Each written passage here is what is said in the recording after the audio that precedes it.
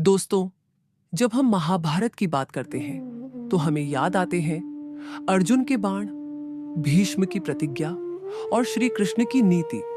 लेकिन क्या आपने कभी सोचा है कि कुरुक्षेत्र के उस भयानक मैदान में जहां 18 अक्षौहिणी सेना यानी लगभग 45 लाख योद्धा लड़ते रहे थे, उनका पेट कैसे भरता था?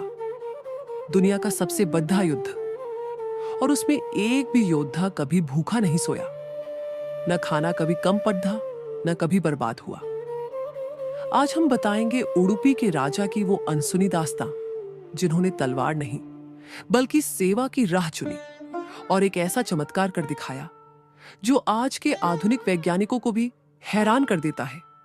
चलिए जानते हैं महाभारत के सबसे बड़े फूड मैनेजर का रहस्य।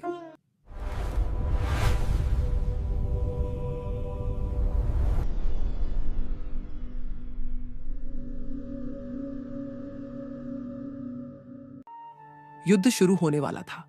समस्त आर्यावर्त के राजा या तो कौरवों की ओर थे या पांडवों की ओर। उसी समय दक्षिण के उडुपी नरेश ने श्री कृष्ण के समक्ष उपस्थित होकर एक विस्मित कर देने वाला प्रस्ताव रखा।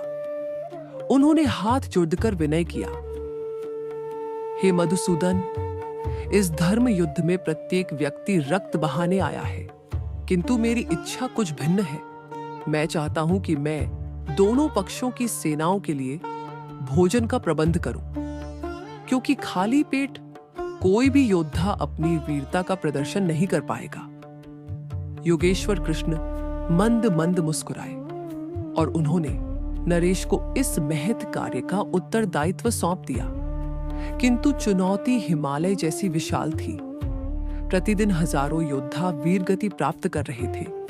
ऐसे में अन्न की मात्रा का सटीक अनुमान लगाना लगभग असंभव था। यहीं से उस रहस्य का आरंभ होता है। उडुपी नरेश प्रतिदिन उतना ही भोजन पकाते थे जितने योद्धा जीवित शेष होते थे। पांडव शिविर में प्रत्येक व्यक्ति इस अद्भुत तालमेल को देखकर चकित था। युद्ध के समापन पर धर्मराज युधिष्ठिर ने कौतूहलवश राजा से प्रश्न किया, हे राजन, यह कैसे संभव है? हमें तो यह भी पता नहीं होता कि अगले सूर्यास्त तक कौन जीवित बचेगा, किंतु आपकी गणना कभी त्रुटिपूर्ण नहीं हुई।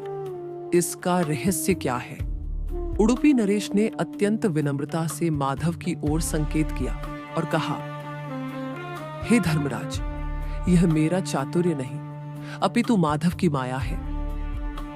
मैं प्रतिदिन रात्रि में जनार्दन के शिविर में जाता हूं और उन्हें उबली हुई मूंगफली के दाने अर्पित करता हूं। माधव जितने दाने ग्रहण करते हैं, मैं समझ जाता हूं कि आगामी दिवस उतने ही सहस्र योद्धा काल के गाल में समा जाएंगे। उनके छोड़े हुए दानों की संख्या ही मेरा मार्गदर्शक बनती है।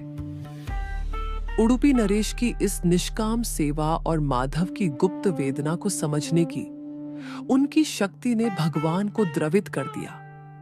पौराणिक मान्यताओं के अनुसार श्री कृष्ण ने नरेश को वरदान देते हुए कहा था, हे राजन, जिस प्रकार कुरुक्षेत्र की इस भीषण परिस्थिति में तुम्हारी रसोई से कोई भी जीव भूखा नहीं लौटा, उसी प्रकार तुम्हारी उडुपी की पावन धरा पर मेरे नाम का भंडारा सदैव अक्षय रहेगा। जनमानस का अटूट विश्वास है कि उडुपी श्री कृष्ण मंदिर की रसोई में आज भी वही बरकत विद्यमान है। यहां हजारों की संख्या में श्रद्धालु आए या लाखों की, अन्न कभी कम नहीं पटिदशता। यह उस युग में दी गई सेवा का ही प्रभाव है कि उडुपी को आज भी अन्न ब्रह्मा का क्षेत्र माना जाता है। दोस्तों, उडुपी के राजा की यह कथा हमें सिखाती है कि सेवा से बद्धा कोई धर्म नहीं है। उन्होंने किसी का खून नहीं बहाया, लेकिन उन्होंने उस धर्म युद्ध को संभाला जहां सब बिखरा हुआ था। आज भी उडुपी के मंदिरों में मिलने वाला प्रसादम इसी परंपरा और भगवान के उसी वादे की याद दिलाता है। क्या आपको यह चमत्कार पता था? कमेंट में जय श्री कृष्ण जरूर लिखें और बताएं कि क्या आप ऐसी और रहस्यमयी गाथाएं सुनना चाहते हैं। वीडियो को शेयर करें, ताकि लोग महाभारत के इस साइलेंट हीरो की दास्तान जान सके। मिलते हैं अगले वीडियो में। धन्यवाद।